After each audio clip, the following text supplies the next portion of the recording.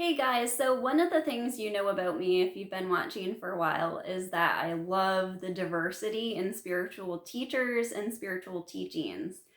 And I think we all have our favorites, and those are ones that really resonate with us, and we listen to them and find that this just in greater kind of feeling arises from watching them, and insights and things just ever so often just start clicking. And for me, the biggest teachers that's been true for have been Eckhart Tolle, then later on Abraham Hicks, and I've had really influential teachers in between those, but these ones I've just really fallen in love with.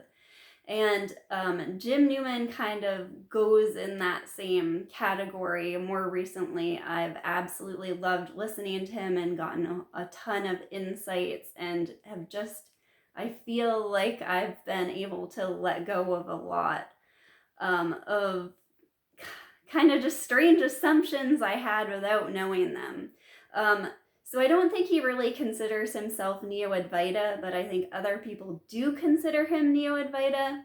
And I heard him say that Neo means new, so how could Advaita really be considered new anyway? What does that actually mean? But it's kind of a direct path teaching. And when you think about it and when you go into all sorts of different areas of contemplation, for example, the double slit experiment, is light a wave or a particle? The observer depends, both at the same time. You realize how much sense it makes that the direct path is to deny the false, that everything the mind can grasp and focus on is the false. And so the closest we can get, or the easiest, the most direct route, is just to see that and to deny it. But of course, it's a much trickier thing than that. There's nobody who can actually do that work. And so I take from a whole bunch of spiritual teachers, and I love the ones with fluff, and I love the ones with who speak about love, the ones who speak about, I love Buddhists who speak about having the simple life.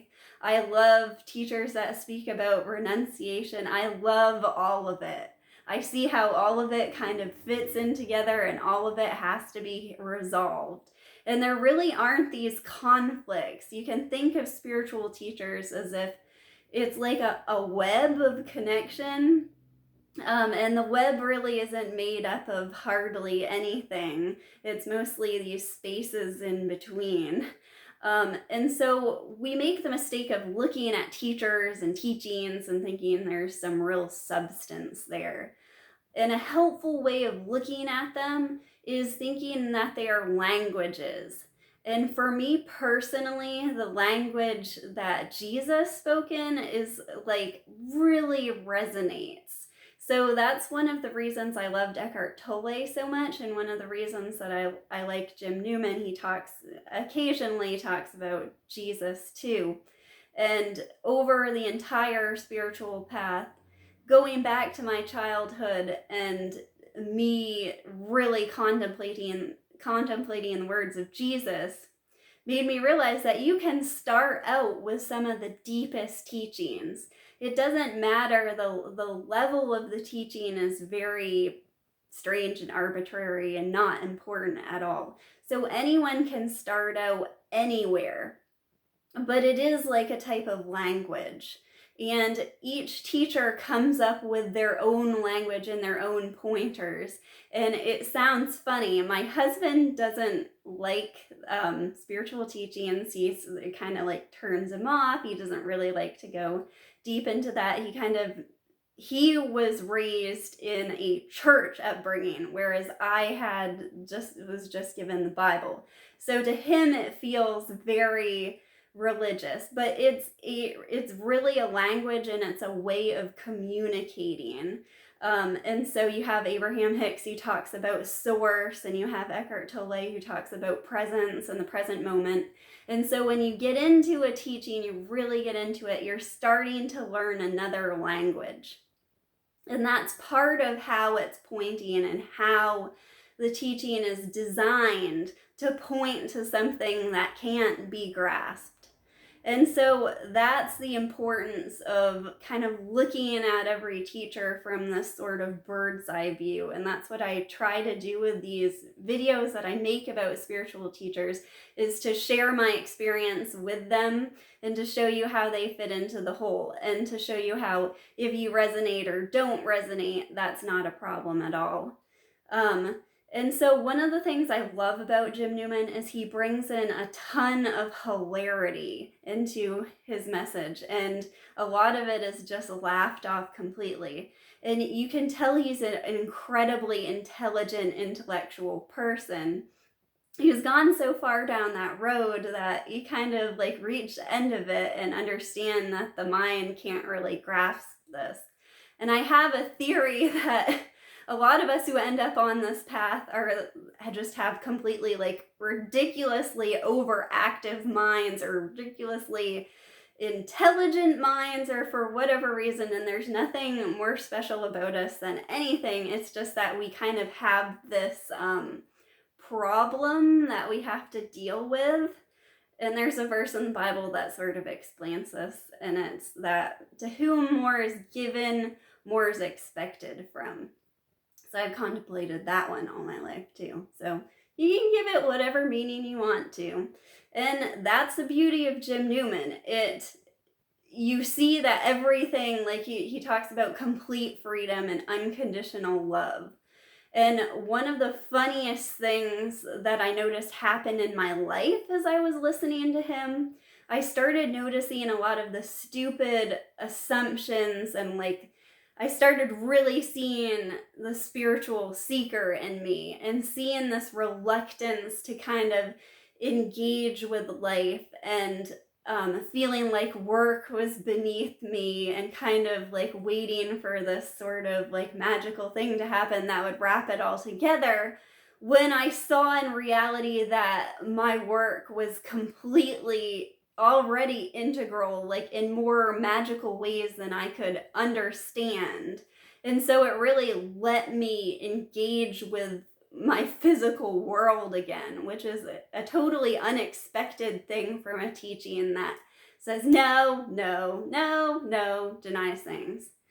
So I can see why some people might react to Jim Newman at first, and I'm pretty sure I remember. It's hard to, like, some of these memories get super fuzzy.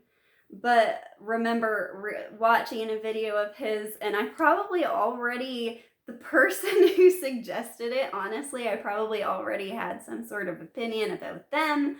So I already had an opinion about him, and I didn't like his hair, I don't know what. And so I didn't like it. And that's how shallow and stupid we are, but it's fine. It all comes back around.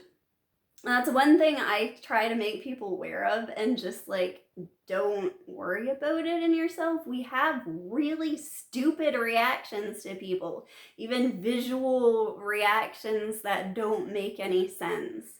And so if you can like sit with that and really open your mind to stuff, that's good, but also give yourself the space that if you're not resonating with something, if you're listening to it and you don't feel like a letting go or an expansion, then maybe like leave it in your memory and come back to it later.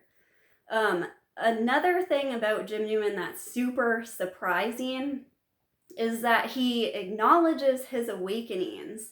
And one of the things I think his teaching is amazing for is letting go of that whole thing.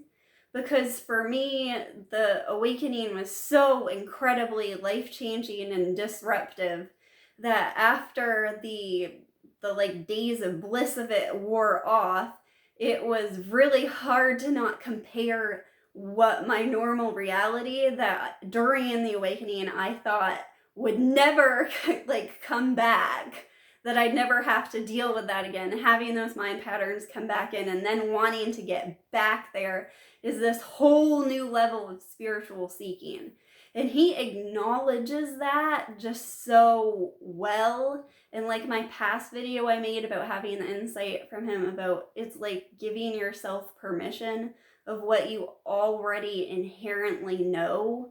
That was another insight for me. I realized that my entire life I've always sort of had this like wisdom and connection, but I felt like I had to play this game, that was the right thing for me to seek success in life and be a good person and stuff. And just to have that kind of permission of letting it go is part of what spiritual teachings are themselves. um and so I just like where to be careful with this is that there's a certain stage on the path that this kind of denial, and you'll see this in I Am That, which is a book I was reading at the same time, kind of going into that side of things, and they fit together pretty well. Jim Newman and Nisargadatta Maharaj, I cannot say it right, sorry. But just denying and seeing the false in things. There's just a stage when you need that, and then there's a stage where you do need more fluff. You need more of the spiritual teaching. You need more love and compassion. You need more engaging with life. And so, especially when you start to deal with other people, when your mind grabs onto it, you might think like, this is the way out. This is the real truth. And it can get really ridiculous. And just an example from my own life, that was just a joke, but I was talking to my dad, and he drives a dump truck. And there's this lady in his 70s who also drives a dump truck that he works with, and he really thinks a lot of her. And they were having this like deep conversation, and she said that she still hadn't mentioned that she still hadn't found her soulmate. And Dad was like, what do you do with that? 70 years old and hasn't found her soulmate. And I'm like, well, just tell her she doesn't even have a soul. Of course she hasn't found her soulmate. And of course, like within the context of spiritual seeking, that's hilarious. And it's true, and you can let so much go, like this idea of a soul and all the weight that's around the idea of a soul and how freeing it is to let go of that. But other people aren't there yet, so you have to be sensitive with that and realize that you can't just take things from spiritual teachings and just take them out in the world. And I think we've all learned that lesson at some point or other. So that's all on Jim Newman, and I make a variety of videos on spiritual teachers. I love talking about specific spiritual teachers, and I won't make a video if I am not like really familiar and don't have something really positive to say, but I'm hoping to do more in the future. So thanks for watching, and if you haven't subscribed, please consider subscribing. Talk to you soon. Bye.